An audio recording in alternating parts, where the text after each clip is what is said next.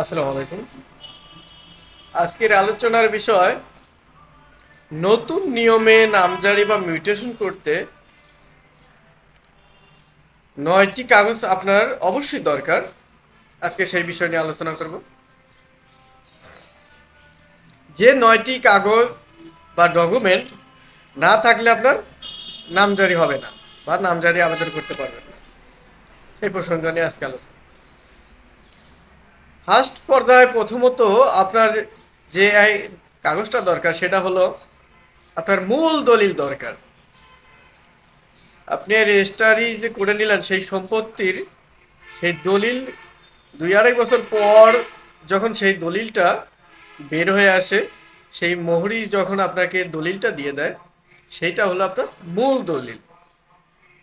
সেই মূল দলিলটা আপনার দরকার বর্তমানে নামজারি বা মিউটেশন করতে। আর যদি সেটা মূল দলিল বের না হয়ে আসছে, তাহলে সেই ক্ষেত্রে আপনার অবিকল একটা নকল দলিল, যেটা মোহরিদেরকে দিয়ে বা যারা রেজিস্ট্রারি করেন তাদেরকে দিয়ে যে নকল দলিল তোলা হয়, সেই নকল দলিল দিয়েও আপনি নামজারি করতে পারবেন। আর একটা হলো, সেটা হলো পর্চা। পর্চা আপনার বাধ্যতামূলক, সেই আরএস যে পর্চা, সেই পর্চাটা লাগবে। আবার কিছু কিছু এলাকাতে যে বিডিএস জরিপ হয়েছে, সেই এলাকার জন্য সেই বিডিএস জরিপে সেই পর্চাটা লাগবে। ৩ নাম্বার হলো ভায়া দলিল। যদি যে ব্যক্তি আপনার কাছে জমিটা বিক্রি করলো, সেই ব্যক্তি যদি অন্য লোকের কাছ থেকে ক্রয় সূত্রে মালিক হয়, তাহলে যে সে কিনেছিল সেই দলিলটা লাগবে, সেই ফটোকপি লাগবে। সেইটা হলো বায়া দলিল, সেটা দরকার। ৪ নম্বরে অরিশান দরকার। যদি অরিশ সূত্রে বিক্রি করে থাকে তাহলে সেটা অরিশান সার্টিফিকেট দরকার। আর যদি অরিশ সূত্রে প্রাপ্ত হয়ে বিক্রি করে থাকে, তাহলে অবশ্যই কিন্তু অরিশান সনদটা দরকার আপনার, সেটা উঠাতে হবে।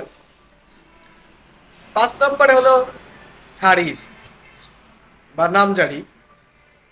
যদি যে ব্যক্তি আপনার কাছে জমিটা বিক্রি করলো, সেই ব্যক্তি যদি নামজারি করে আপনার কাছে জমিটা বিক্রি করে থাকে, তাহলে কিন্তু সেই নামজারিটা আপনার অবশ্যই দরকার। কারণ জমি কর্তন হবে সেই নামজারি থেকে, এই জন্য নামজারিটা অবশ্যই দরকার, সেই কপিগুলা। ৬ নম্বরে হলো ভোটার আইডি। যে ব্যক্তির নামে নামজারি হবে, অর্থাৎ সেই গ্রহীতার ভোটার আইডির ফটোকপি কিন্তু বাধ্যতামূলক লাগবে। কারণ সেই ভোটার আইডি কার্ডের ফটোকপি না হলে কিন্তু সেই তথ্য ছাড়া কিন্তু সেটা আবেদন কমপ্লিট হবে না, আবেদন করতে পারবেন না, সেটা দরকার। প্লাস ৭ নাম্বার একটা মোবাইল নাম্বার দরকার।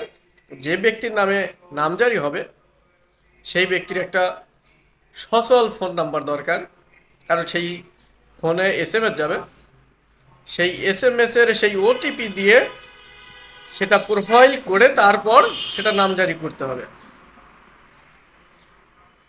আরেকটা হলো ছবি।